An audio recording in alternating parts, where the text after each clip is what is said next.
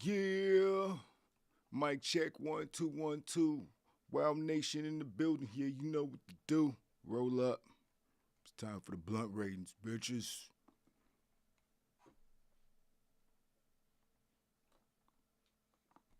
Time for the Blunt Ratings. If this is your first time tuning in, this is how the Blunt Ratings work. We take each show and break them down into 5 categories: matches, promos and backstage segments, storytelling, commentary, and the crowd. For each category, each show can get up to 5 blunts. The average score of those 5 categories stands as the official Blunt Rating. Those are the rules. Now let's get right into tonight's edition of the Blunt Ratings. We want the smoke. Talk to him. We want the smoke. We want the smoke. Come on, Charlie. Yeah. It's your boy, Mr. HD, in the building. And, yeah, we're going to talk about Monday Night Raw because it's WrestleMania season and everything is crazy right now. Let me raise my chair up so I can look you in the eyes. Yeah, so we're gonna talk about this Monday Night Raw. This decent episode of Raw, pretty solid episode of Raw. Some good moments, some whatever moments, as usual.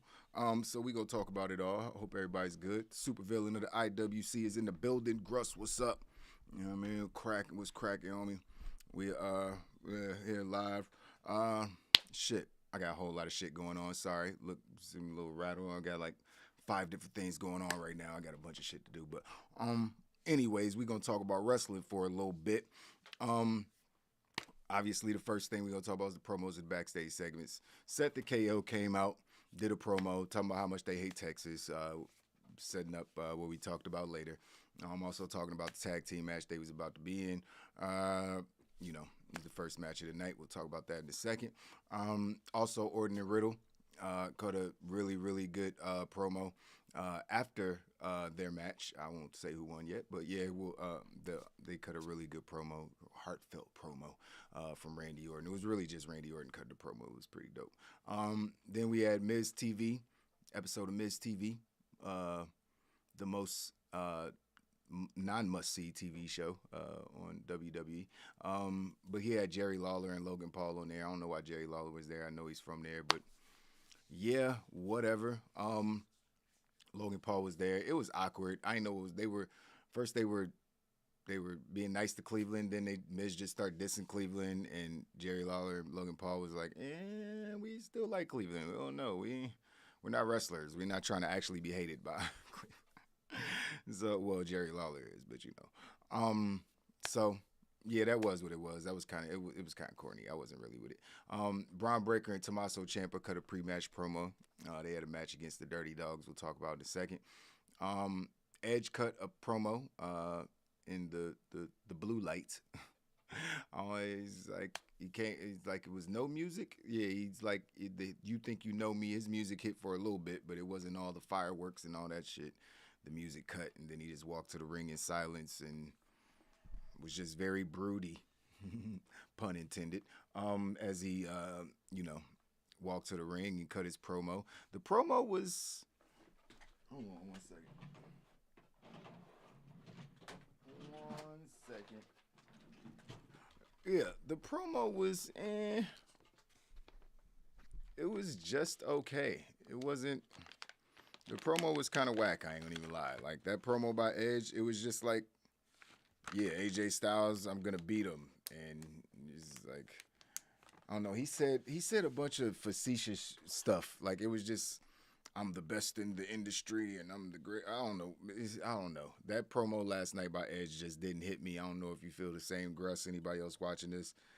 That promo didn't really hit me last night by Edge. I wish I had the words so I could repeat it, but it was just kind of lame. Said really nothing new about AJ. Didn't get me hyped for the feud anymore. AJ didn't come out like, yeah, so that it wasn't really that dope.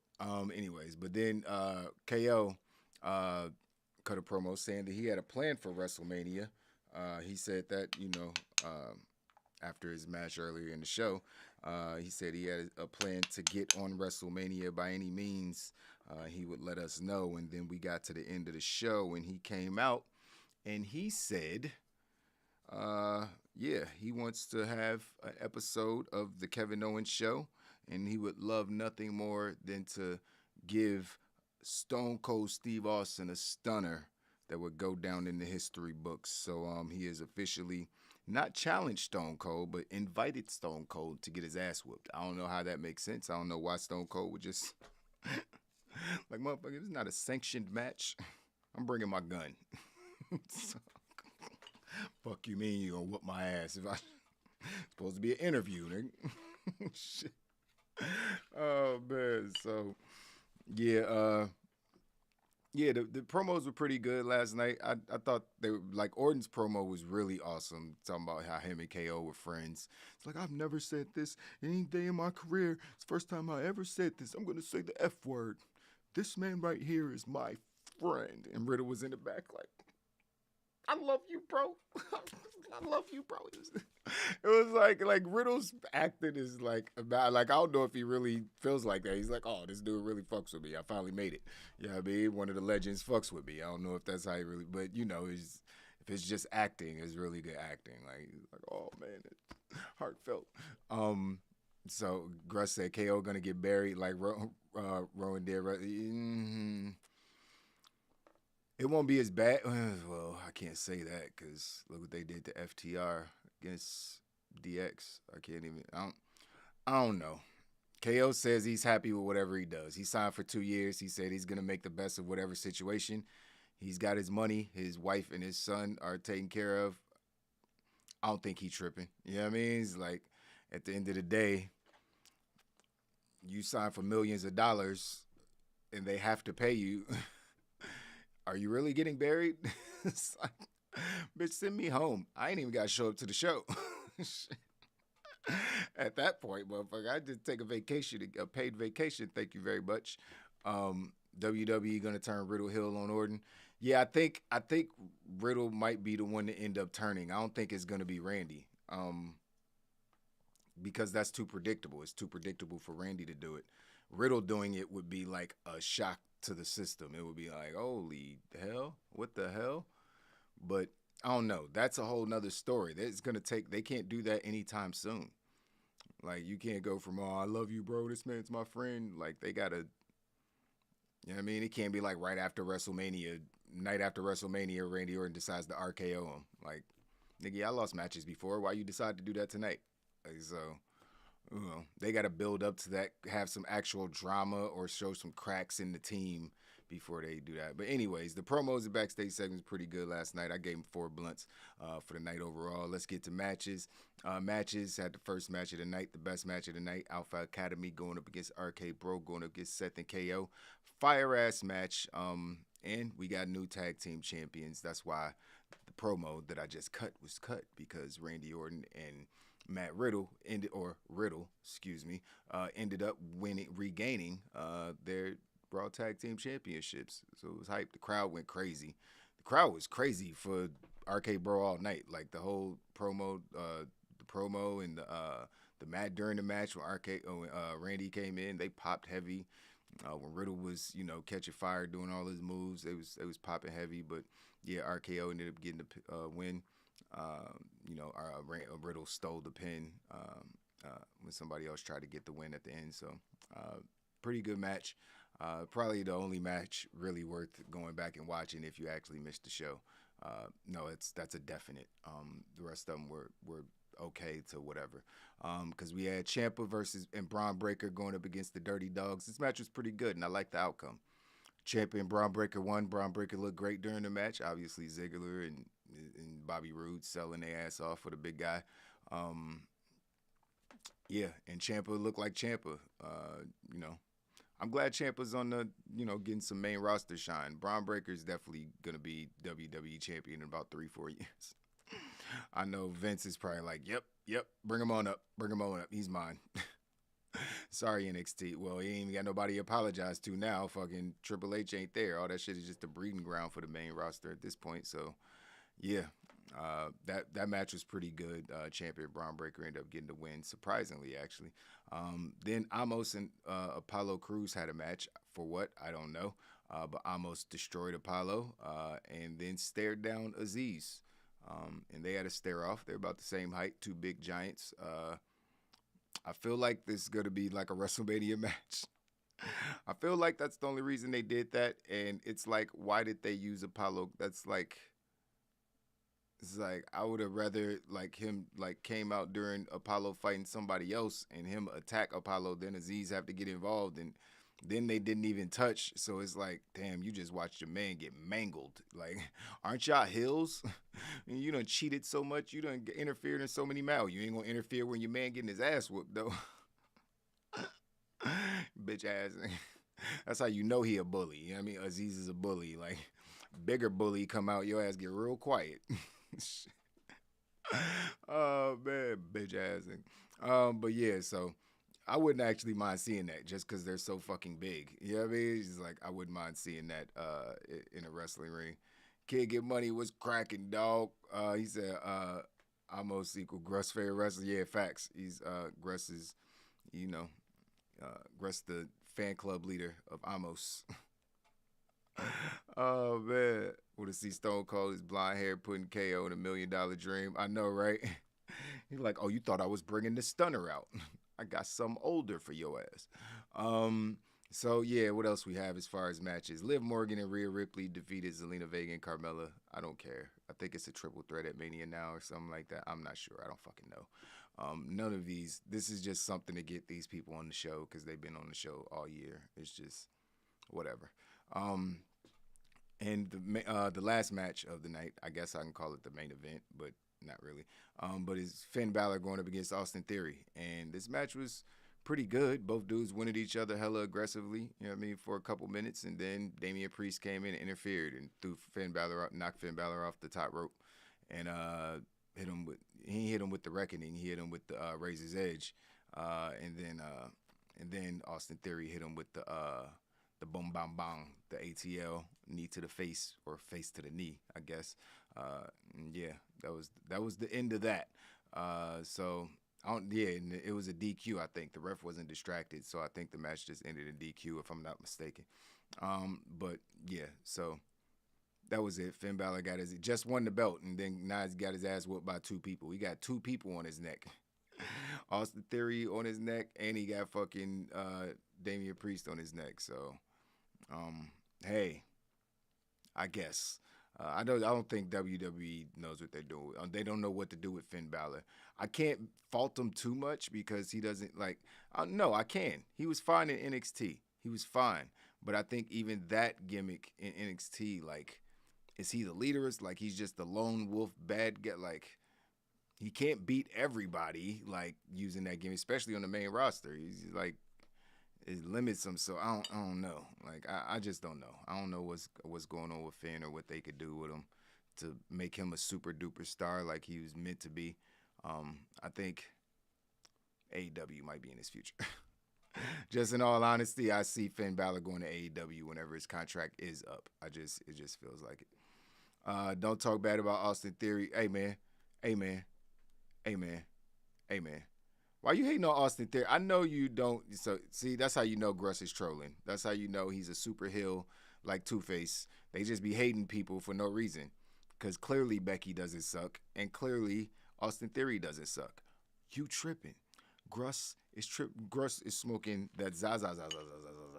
That Zaza, not the Zaza, but the Zaza. That shit that have you slurring. But the matches were cool last night. I gave matches 3.5 blunts. Storytelling, we've been talking about that the whole show. But storytelling was cool. KO's big plan to challenge Austin came through at the end of the show. The 24/7 title kissing shit was just awkward. Dana, now she wants to make out with Reggie all of a sudden. And Tamina wants to make out with Tozawa all of a sudden. It's not Valentine's Day. Why are we doing this? I don't need this. It's whatever. It's been done before with China and probably Tamina. I feel like she's done this gimmick before with another. It's just been done so many times. I don't care. The odd couple bullshit. It's just whatever. It's sports entertainment, I guess, if you're entertained by this. But good news, Vader is finally getting his place in the Hall of Fame. The Hall of Fame that I no longer give a shit about and doesn't really matter, honestly. But it is it is good that they acknowledge Vader's contribution. I think I was mentioned that's so it's random because I think I was mentioning Vader on a couple shows ago when he was about him smacking the interviewer, him whooping the interviewer's ass. So that was dope. Rumors has it Becky cutting off Belair ponytail. Stop it. They ain't gonna do that. I mean, well, it's weave. It's not a real hair, so she could just get another one. But yeah, Vader is going into the Hall of Fame with the Undertaker. He's the second announced name. That's a big deal, especially going in the Undertaker class. That's pretty dope. So I'm glad they're not acknowledging, especially because people using his move. Otis is using the Vader bomb and shit like that. So yeah. Sid, what about Sid? Is Sid going in the Hall of Fame? Did they announce Sid Vicious going in the Hall of Fame? Did I miss something? What you talking about, Sid? I must have missed something. Yeah, Taker just stood there. Oh, Sid Vicious going in the Hall of Fame. That's awesome. As soon as somebody says Sid Vicious' name, the first thing I think of is his leg snapping in half. That's the first visual that pops in my head every time. Him jumping off the top rope and his fucking leg literally just snapping in half. It was one of the most horrific things I ever seen in my life, and I saw it live, and I will never forget it. Oh my God, I was horrified. I was too young to see that. That was too much. I didn't know those things. I thought wrestling was still fake. I didn't know it was... Well, I thought it was still real at that point. No, I didn't. I was old enough, but still. Oh man, that visual was crazy. And his amazing promos. One of the best promos of all time, Sid Vicious. Like, better than Ric Flair, Kevin Owens, you know what I mean? MJF, you know what I mean? CM Punk, you know what I mean? He's better. I tried. I couldn't say it with a straight face. Oh, man, that dude sucked at talking. He sounded like an angry infant. Like if an infant had an angry adult voice. I can't even do it. Yo. Oh, man, that shit was hilarious, man. We're live, pal.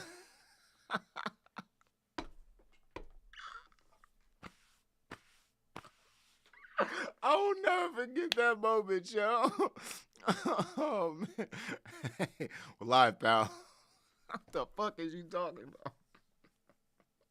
Fuck it. Oh, man. Only Scott Steiner can be Sid on promos. Hey, man, don't disrespect Ultimate Warrior like that. You know what I mean? Cosmos and the... The intergalactic warriors from another dimension. I think it sounded like He-Man. Oh my God, those Ultimate Warrior. Scott Steiner's way better promo than Ultimate Warrior Sid Vicious. Come on, man. You know what I mean, Steiner math was was hilarious. You know what I mean, he'd be all over the place, but at least he sounded coherent. Is I use that term loosely. He's. If you weren't that smart, he could sound smart to you. You know what I mean? But the other two is just like you had to be completely aloof to even understand anything they were saying. The numbers indeed don't lie. Facts. That's facts. Oh man, that shit was hilarious. Oh man, what else happened besides the Hall of Fame? Damien's turning on Finn. Whatever. I guess that's gonna be the Intercontinental title or the U.S. title match. Damien trying to get his rematch at Mania. That's cool. Austin Theory and Pat McAfee they building that a little bit, recap the shit that happened on SmackDown, all that, but that's not really Raw shit. Yeah, man, Amos and Aziz, maybe. They didn't really say nothing. They just stared at each other. So I don't know. I thought the storytelling was cool. It was above average. I gave 3.75 blunts for the storytelling. The night was hype, though. You know what I mean? It's WrestleMania season, so everything feels like more exciting, but I feel like this happened in a different month. It wouldn't have been that good. You know what I mean? So, it is what it is. Commentary is commentary. Obviously, Corey Graves is more he's always been the most prevalent on commentary, but he has a storyline now because anytime Carmella comes out, he's like gushing over her. There was one moment where Carmella completely left Zelina hanging, which is obviously going to lead to them breaking up after WrestleMania. Because she wanted to flirt with Corey and do shit with him, and Corey's leaving the commentary desk to go mess with. Because they have a TV show where they're apparently having sex all the time, so they gotta promote it. So I mean, I get it, whatever. So he's more prevalent on as far as talking about his personal business and shit like that. And Byron and Jimmy are they're there. They're solid hands. Like, they're good commentators. They're like Excalibur. They're like Jim Ross. They're steady hands, but they're not Corey Graves or Pat McAfee or Tony Schiavone, the entertainers. You know what I mean? Those guys are the entertainers, and obviously the ones that, are on the sports entertainment side, I should say. You know what I mean? They're just the funnier ones, the more entertaining guys. But, as far as this group of, commentators go, I gave these guys 4 blunts because, did a solid job. I can't complain about anything. They ain't say nothing too stupid last night. There was one thing I can't really remember. It was just something facetious that fucking, or just an extreme exaggeration by Corey about something. I'll think of it later. It doesn't really matter. But the crowd was lit. It's WrestleMania season. They was hyped for a lot of shit. They were a little confused about Edge because they cheered him at first, and then they were like, "Wait a minute, he's heel now, so we're gonna boo him." Kinda, not really. But yeah, they were a little awkward with the Edge thing, and they don't really. I wish they would have cheered harder for Braun Breaker, but I don't know if anybody they know is NXT. I don't even know if these people at this show watch NXT, so I can't blame them for not being hyper for Braun Breaker because, that been good for him. He's probably getting called up anyway soon. Yeah, so the crowd was pretty hype. They was booing the shit out of Seth, and but one thing though, like, where the fuck were the Austin chants? Well, WWE did troll the shit out of him. They played the mute. They let the glass break and then did a promo package, like he was coming out and he wasn't coming. This guy's like Stone Cold Steve Austin. Then the music hit. It's like, oh shit, he's sitting. Nope, video. It's a video. It's not him. It's a video. Calm down, everybody. Calm down, everybody. Relax. So I thought that was funny, but I felt like they could have probably when KO was like hyping he was literally saying, like, making it clear who he was about to challenge, like when he was cutting his final promo. And I thought he was fishing for Austin chants, because clearly, like, the Austin chants just automatically usually he's like, you mentioned Austin, and he was like, yeah, I'm gonna fight this guy from Texas. He has knee braces and his knee's hurt, and he does a stunner, and he's just like naming all the. It's like, we know who you're talking about. Just fucking get to it. It went on for like 3 minutes when I'm doing it. And they never started an Austin chant, not once. They did not start. I was like, yo, this crowd is fucking retarded. So I was like, they don't get what he's trying to do. They're not picking up what he's dishing out. They're not smelling what he's cooking, if you will. Oh man, so yeah, I thought that was funny. So I had to take 1 point off the crowd for that. But they did say what though? No, they did say what. They said what like once or twice, but then they kind of just let it go. But yeah, the AEW crowd would have definitely been on it. You know what I mean? The AEW crowd be on it. You can't even, stop them. They gonna get it in regardless. But you just expected a Austin. KO like, bitch, y'all don't know who I'm talking about? Yeah, okay, it's Stone Cold Steve Austin, you stupid. Since everybody in here is 12 and don't know who I'm talking about, clearly. So that shit was hilarious, man. But that's an average score of 3.85, Silver Blunt for Monday Night Raw. Good show, man. Good show for Monday Night Raw. I'm going to get up out of here real quick, and then me and T-Rav gonna come right back in about 15, 20 minutes, and we gonna talk about one of the craziest pay-per-views I've seen in a long time. And I feel like I say that every time AEW does a pay-per-view. It's like only been a couple times where I was like,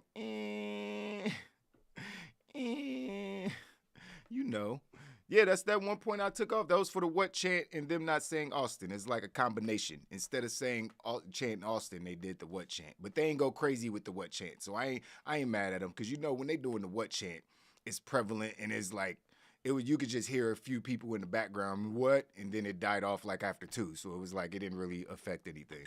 So you know I ain't get on them too bad about that. But yeah, the fucking not saying Austin when he was clearly fishing for them to do the Austin chant was it just went on so long. It was hilarious.